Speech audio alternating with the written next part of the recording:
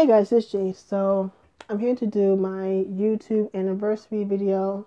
So December 27th, 2014 is when I first started making YouTube content. Even though I had been on YouTube, I had my YouTube channel since 2006. So I've been on YouTube for a very long time. But I most likely I probably most definitely explained how I got into YouTube. But for the folks that have just joined this year, because I have a lot of videos, so it's probably going to be too far to go back to look for. But anywho, reason why I started to make YouTube content was because a friend of mine suggested it to me because I was really into watching reaction channels. So like Two Men Jing Jong Ki, freshly flipped. JRE KML. This is back when KML was still on the channel. Mr. Popo and K Spaz, and those were like my favorite reaction channels. And then also Tina Davidson and this other YouTuber who would unbox albums. This is back when I started like collecting albums back in 2013. So my first K-pop related video was my Christmas haul. So bought a bunch of albums from K-Time For You back when I was still using them, and I pretty much had just, it was like early in the morning, like everyone was still sleeping in my house, and I literally just had my phone playing Up and Down by EXID, and I was filming it from my iPod Touch. If y'all know anything, before I started filming on my phone, I used to film everything, all my videos in the beginning, from my iPod Touch, which doesn't work right now, but yeah. And I didn't even speak in the first few videos I did, especially with my, I think the first video you heard me speak was my collection video back in early 2015, was like my first video where I was speaking. And then on, I was just doing like hauls because I was buying albums like crazy back in 2015. So like I was buying old albums to like try and like, add more to my collection, and I was buying new albums because I was getting paid every week. So I would be on the phone with Sam and Alex like, oh yeah, what albums you getting? Da da da da. You pre-ordering? Yeah, I used to pre-order albums and shit like that. Yeah, it was kind of nuts. It was kind of nuts back in 2015. And so at 2016, I started to make a change with my channel because I was moving here to my grandmother's house, and I didn't really have the space or the room to, do what I was doing before and stuff like that with the whole, unboxings and hauls and stuff. So I didn't really buy any albums for, not too many albums for a bit. But then, 2017, I started buying albums again, but I was still doing more of the K-pop commentary, which I really do enjoy because it just gives me a platform to just express my opinion on certain things going on in Korean entertainment and stuff like that. And that's basically where I am now. Yeah, so... And normally when I do these videos, my anniversary videos, I usually like reflect on the year for me because I don't normally do them on New Year's, because most people do these type of videos on New Year's Eve or whatever. But basically the year for me has been up and down.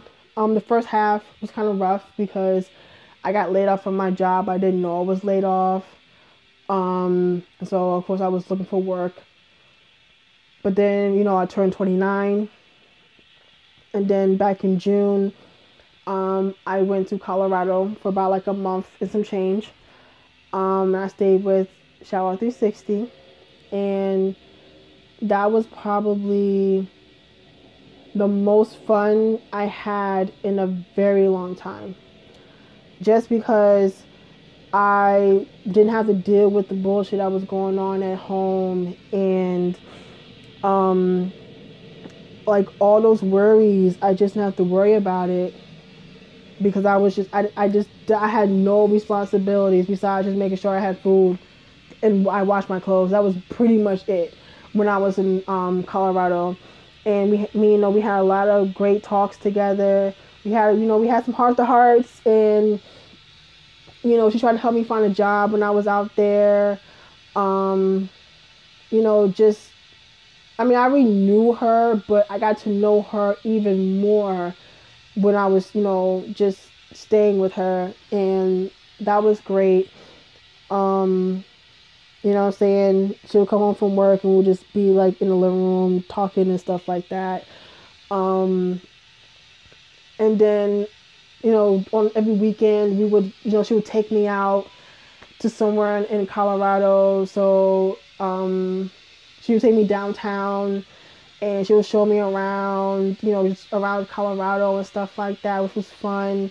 We go to Manitou Springs. Like I was always doing something active because she wanted to know. She would always tell me, "I want your mom to know that you were actually doing something while you were here." So, we would go to Gardens of the Gods and Manitou Springs and just Denver and stuff like that. Just going to different places in Colorado, and that was also great. And like before the last weekend before I came home, we drove all the way to Fairplay, which is like far as fuck. Far as hell from Colorado. It's far as hell. It was far, but it was a great ride. Just, you know what I'm saying? Just talking and just listening to K-Half Out. That's another thing that I definitely appreciate is that we rarely listened to K-pop while we was in the car. It was always K-hip hop, or K-R&B. So she introduced me to a lot of people that I like now because of her. So that's another great thing. That was fun going to Fairplay. If y'all don't know, if y'all don't know where Fairplay is like in the middle of no man's land in Colorado, but it's based off where South Park is from. Like the show South Park is kind of based off of that town, which is cool. Yeah, it was refreshing because I was out of my comfort zone, but it was in a good way. You know what I'm saying? I was doing something different. I'd always wanted to travel, but I just never had the money to travel. Um, and so, yeah, so of course I was a little nervous flying by myself because I'm not the fondest of flying. You know what I'm saying? Um, I'd rather not, but it is what it is. What it is. Um, yeah, I still had a great time when I was there, and also that was when Sam and I would do our live streams about Produce 48, so we would kind of like recap the episode, and that was always great. And it always led to like a damn live stream being like 3-4 hours because we would talk about the show for like a good half an hour, and then like the rest of the time we talking about other shit and just talking to you guys was always great, and all this other stuff. And yeah, and just hanging out with her while my time in Colorado was probably, like I said, one of, if not probably the most fun I had in a very long time. So I definitely am appreciative for her doing that for me because she really didn't have to do that.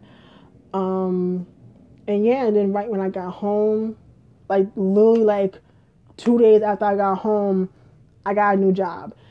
And that's where I've been ever since. It's not the greatest job, but it pays a bitch, so it is what it is.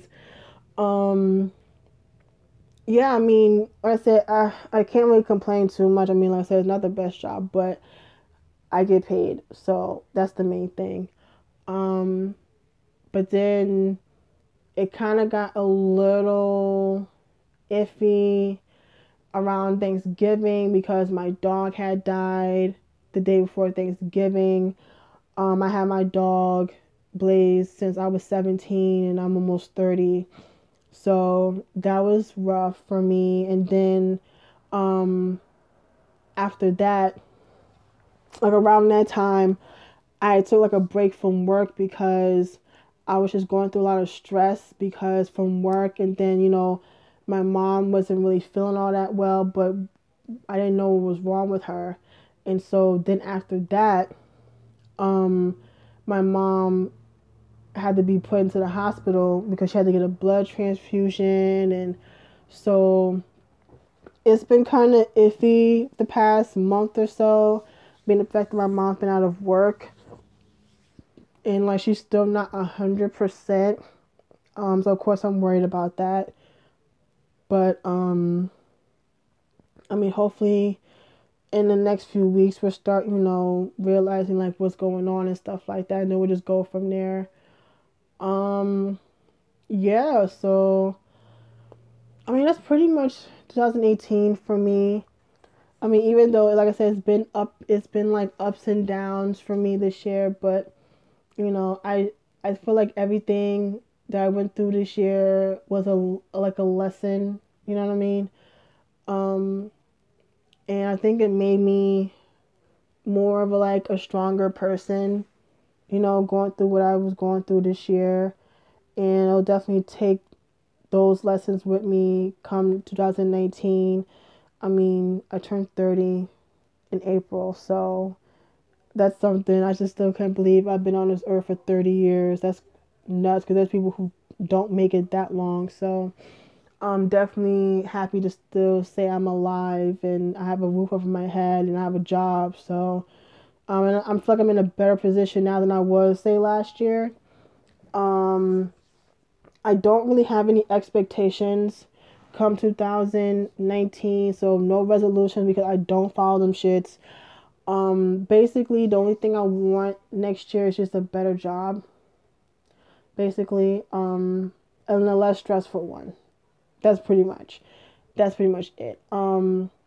I don't really have any plans for next year, really, because I don't want to make plans I don't follow through and be upset. So I'm not gonna make any plans. So it's just like whatever happens, happens.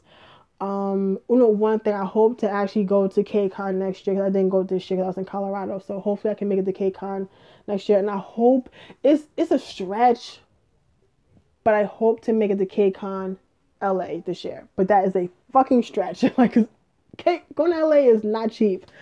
I hope to meet up with friends this year like I did last year. I want to do more traveling if financially possible. Yeah, I just want to be happy. I want to be happy. I want to be somewhat healthy, and I want to be somewhat stress free. But that's a bit of a stretch. That's pretty much all I asked for 2019, excuse me. Um, yeah, I mean that's pretty much it. Um, so yeah, so I also want to thank everyone, all my new subscribers, and just people that have been following me for this long. Thank you guys so much for, just supporting me. And I hope I've been a support to you as well, some way or another. Um, and yeah, I wish you guys had a healthy, happy, successful 2018, and I want you guys to have the same come 2019. Yeah, just thank you guys for everything. And yeah, probably like my last video I'll upload is my Handsome Idols 2018 video. If I know me, me and Alex have been doing this video for the past couple years, so it's just the same every year. Um, I'm on the fence if I can even do Random Me 2011's album tag because I don't really have that many albums that I got this year.